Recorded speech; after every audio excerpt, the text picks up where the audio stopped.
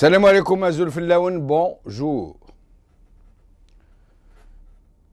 L'Algérie n'a pas fêté la journée du 5 juillet passé, 52e anniversaire de l'indépendance du pays. Il a été décidé que son armée aille défiler aux Champs-Élysées pour saluer le 14 juillet, la fête nationale française.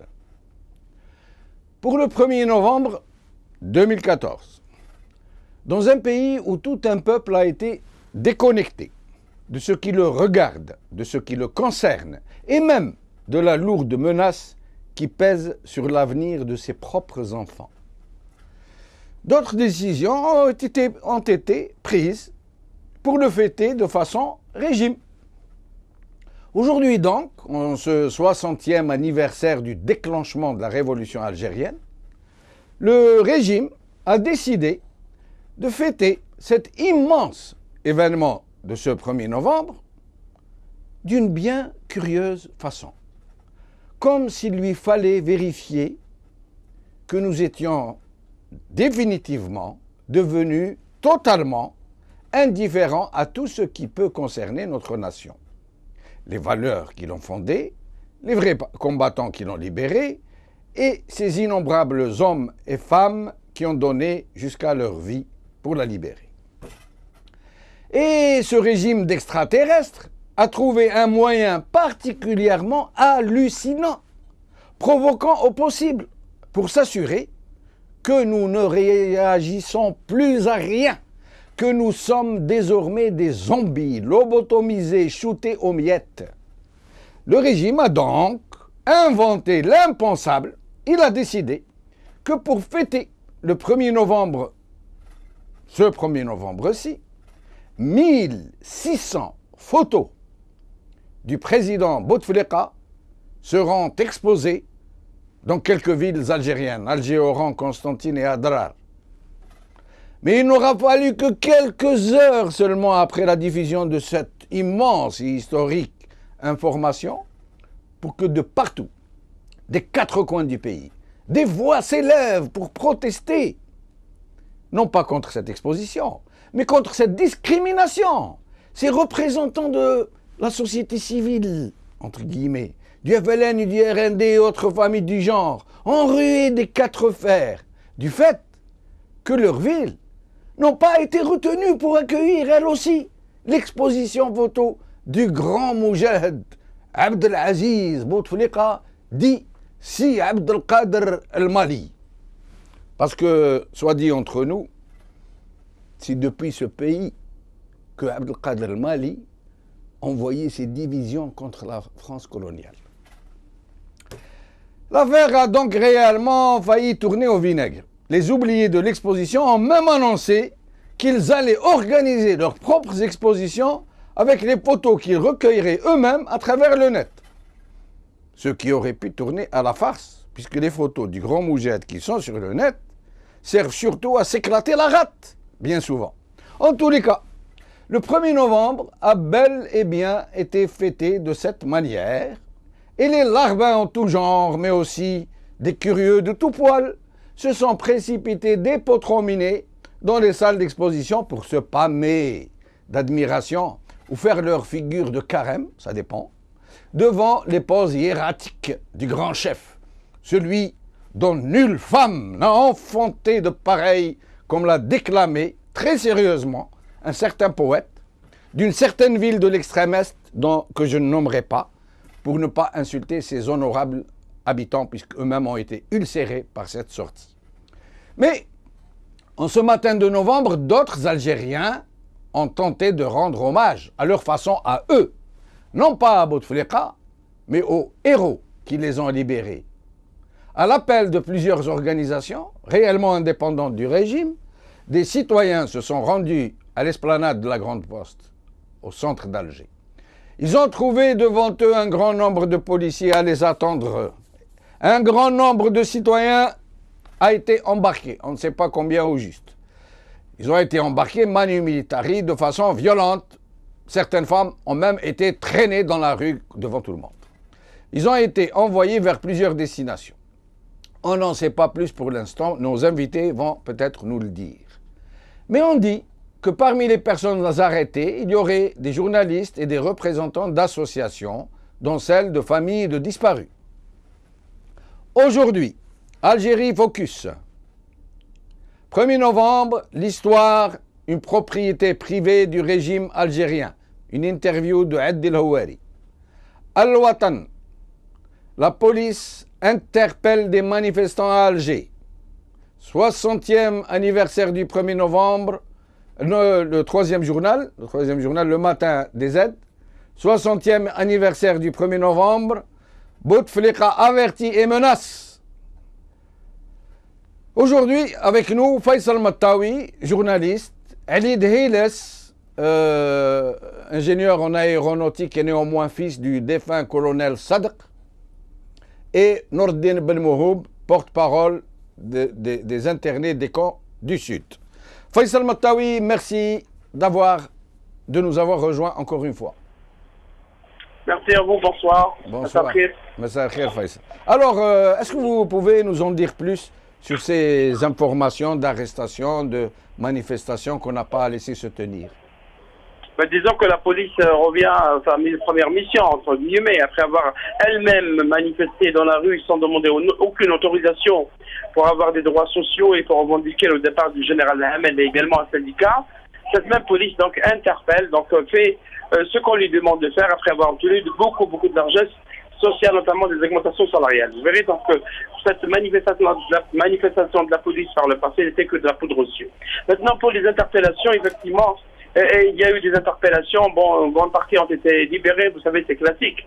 Depuis l'épisode du mouvement Barakat avant les élections présidentielles d'avril dernier, la police interpelle, laisse les militants dans les commissariats sans aucune raison. Bien entendu, il n'y a aucun appui légal pour mettre donc des personnes comme ça en garde à vue, puis on les libère. L'essentiel, il ne faut pas qu'ils se réunissent, il ne faut pas qu'ils se rassemblent, puisque les Algériens qui ont lutté pour libérer le pays, les Moudjahidines, les véritables, qui ont libéré donc le pays du joug colonial, de la domination coloniale, maintenant, ils n'ont pas le droit de manifester librement dans leur pays, donc cela vide tous les discours officiels autour de ce 60e anniversaire de déclenchement de la guerre de libération nationale. Vous avez une idée du nombre de personnes arrêtées aujourd'hui? Jamal, on nous a parlé d'une centaine d'interpellations, entre 100 et 150 personnes qui ont été donc interpellées. Bon, on essaye d'avoir des informations par brief, parce que c'est très difficile dans ces conditions et ils cherchent le plan. Mais disons que c'est des interpellations qui confirment encore une fois ce qu'on pense, c'est-à-dire qu'il n'y a aucune volonté de changer les choses en Algérie, malgré tout ce qui se passe dans la région, de la sous-région régionale arabe et également dans le monde. Ali Dhiles, merci d'être avec nous pour la première fois sur le Top 3.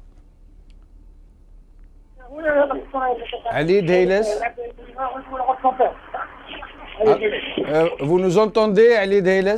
Oui, je vous entends. Bonjour et bienvenue donc pour la première fois dans notre émission.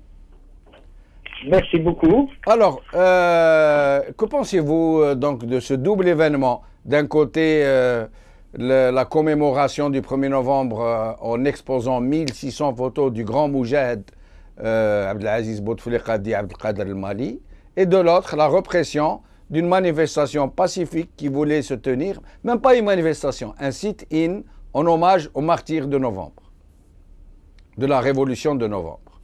Qu'en pensez-vous? Eh ben, c'est vrai qu'il y a une ambiguïté qu'on peut soulever, mais toujours est-il qu'aujourd'hui l'Algérie est un État souverain, donc l'Algérie a le droit d'aller participer aux festivités de ces pays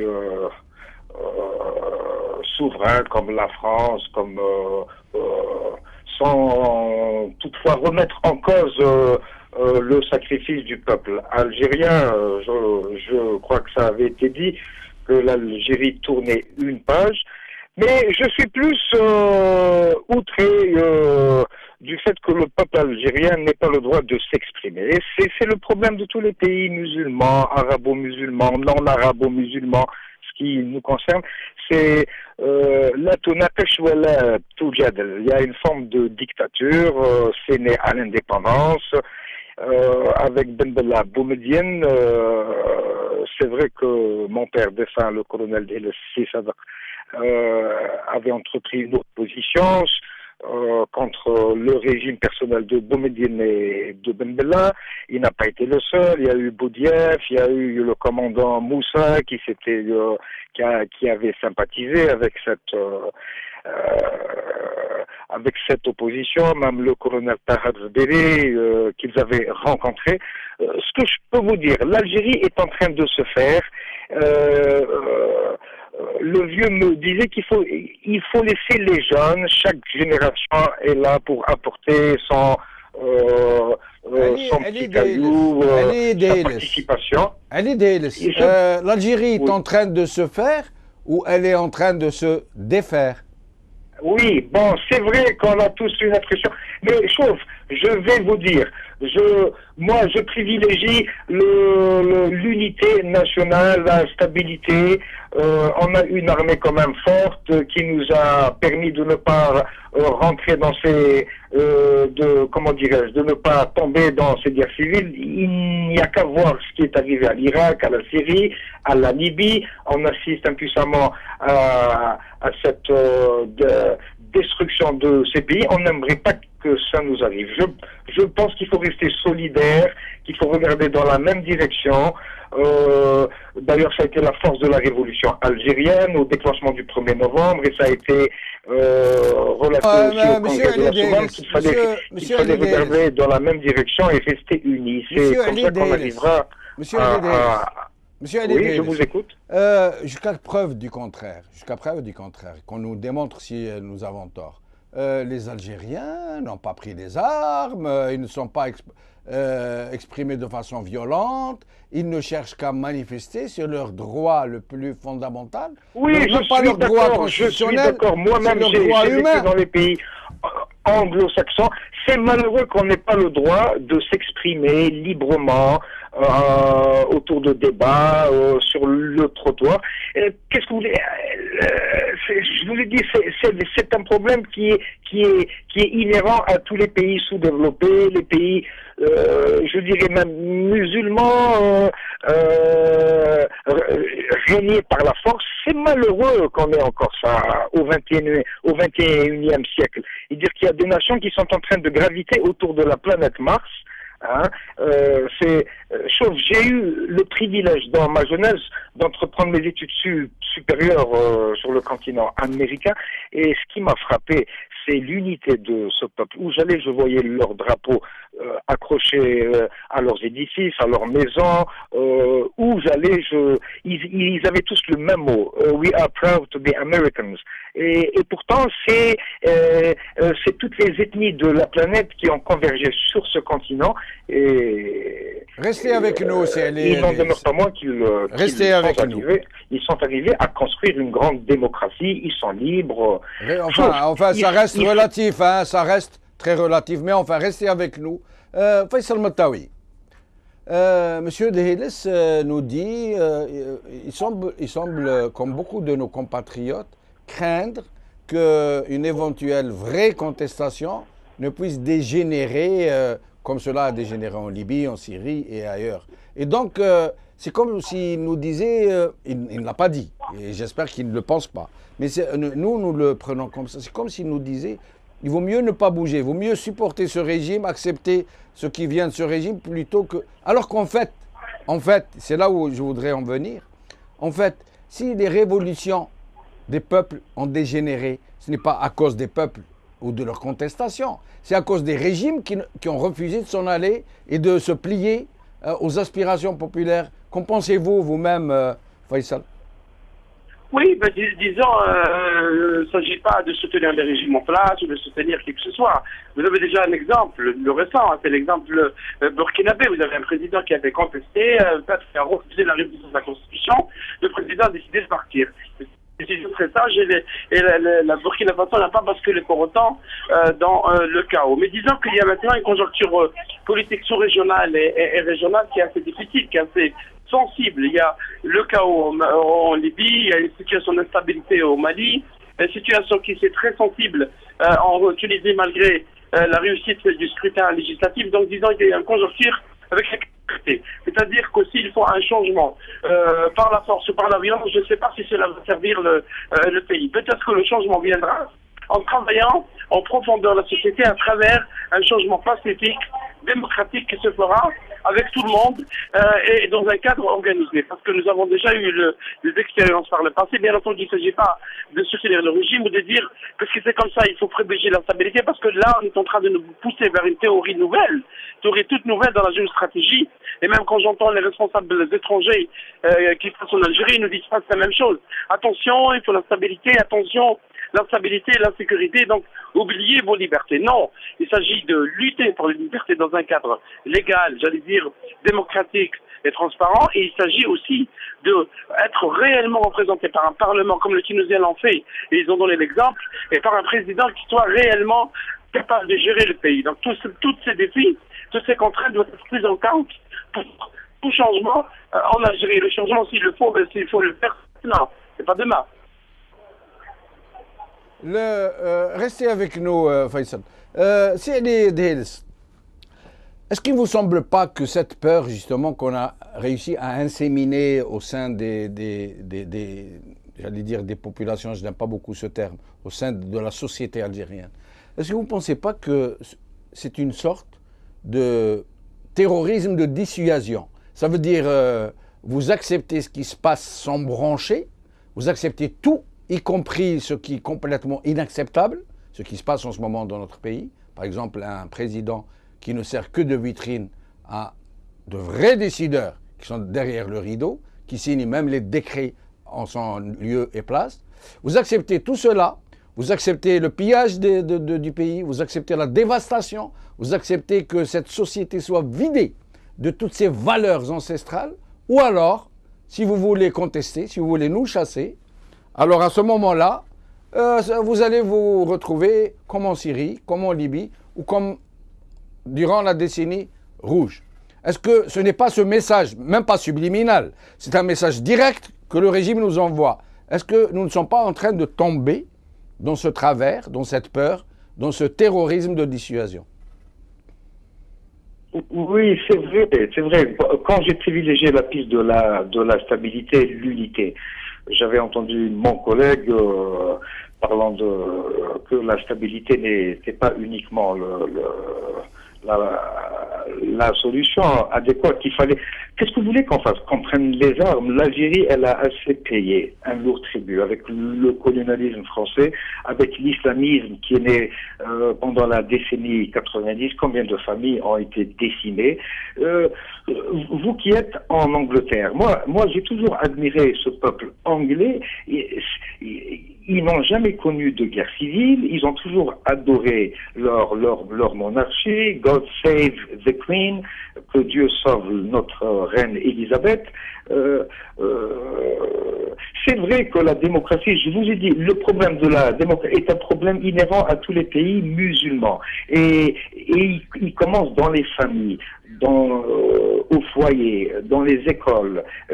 Vous savez, j'avais eu un professeur, la démocratie, c'est la chose la plus dure à acquérir. N'oubliez pas que ces nations-là, l'Angleterre, la France, les États-Unis, ont mis une grande longueur de temps pour établir les valeurs démocratiques. Il aura fallu près de 2 siècles. Pour les Français, la Révolution française, la séparation de l'Église et de l'État, la Première Guerre mondiale, la Deuxième Guerre mondiale. Ils ont payé aussi un lourd tribut pour connaître cette stabilité, ces valeurs démocratiques. Donc, ce que je voulais dire, parlant de stabilité et de l'unité nationale, il n'y a que ces 2 valeurs qui nous permettront de trouver mais la sortie vers le progrès, vers la stabilité, vers... Monsieur Ali Dels, moi je suis tout à fait d'accord avec vous.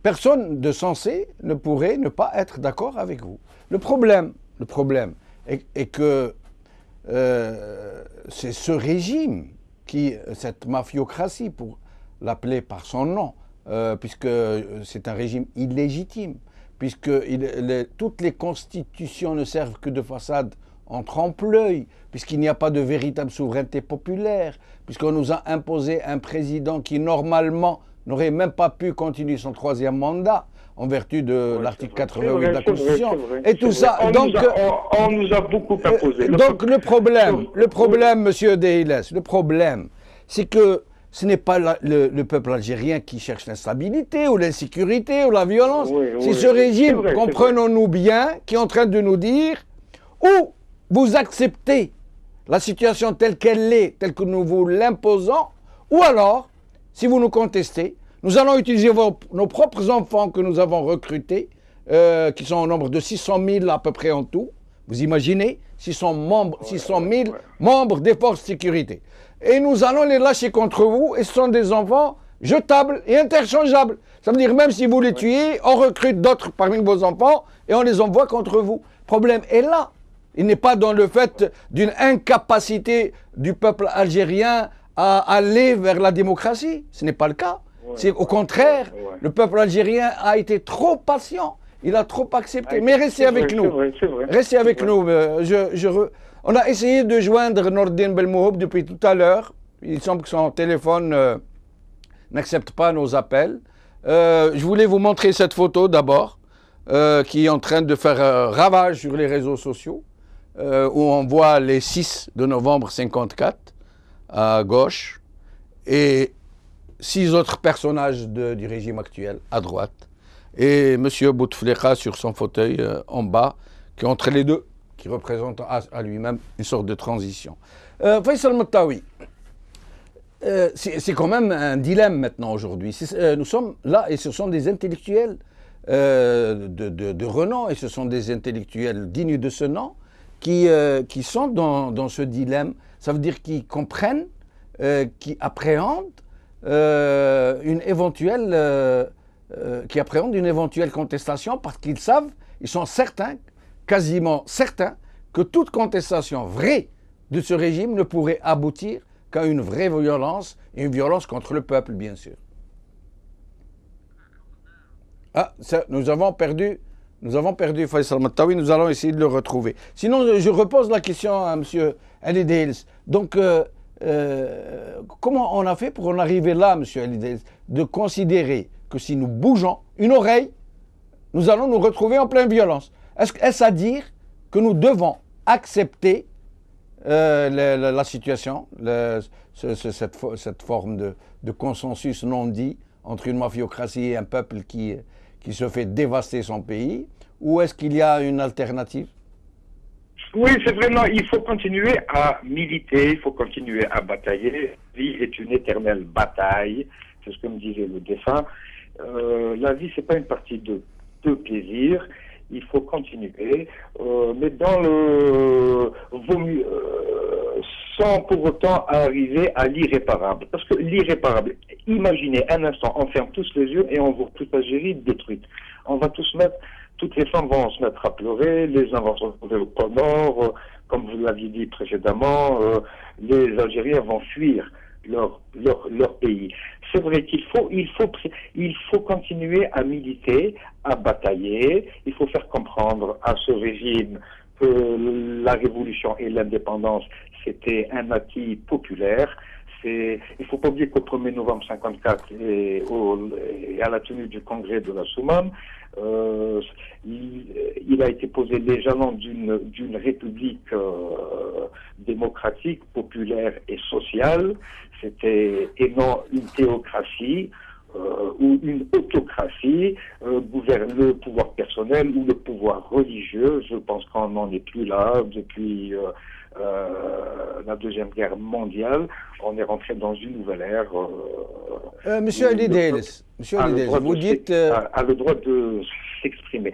C'est vrai, je ne donne pas, je suis pas favorable à ce qui se passe aujourd'hui, le régime actuel, mais il faut pas oublier que c'est la génération qui est née, c'est la génération de la guerre de libération, même si certains ne l'ont pas faite, hein, ils étaient à l'extérieur, hein, c'est la grande question, parce que ceux qui ont fait la révolution, les militants de l'intérieur, ils ont vu le malheur et les souffrances du peuple algérien, alors que certains étaient au Caire, comme Boumediene, d'autres étaient sur les frontières. C'est une histoire pénible. Monsieur Delis, la France n'a pas remis, quand elle dit elle est sortie une main devant, une main derrière, c'était un déguisement. Hein. Oui, elle avait préfabriqué un certain régime à l'indépendance. Elle avait peur des hommes du 1er novembre, elle avait peur des hommes qui étaient issus de cette formation du 1er novembre, du congrès de la Soumam, qui a été initié par Ben Hedi. Ça lui a fait peur, parce que le peuple algérien... N'oubliez pas Youssef Ben Khedda, il ne faut pas oublier Youssef Ben Khedda, entre autres. Hein. Avec tout le... Monsieur Ali Delis, vous disiez il faut continuer à militer, à batailler. Il faut militer, bien sûr, militer la vie. Comment, monsieur Ali Delis, comment est-ce que la société algérienne pourrait militer et batailler pour recouvrer son droit à la souveraineté sur son propre pays, avoir de véritables institutions élues, avoir un chef d'État élu, batailler, militer comme vous nous le demandez? Dites-nous comment, de quelle façon, puisque ce régime interdit toute forme d'expression réellement démocratique.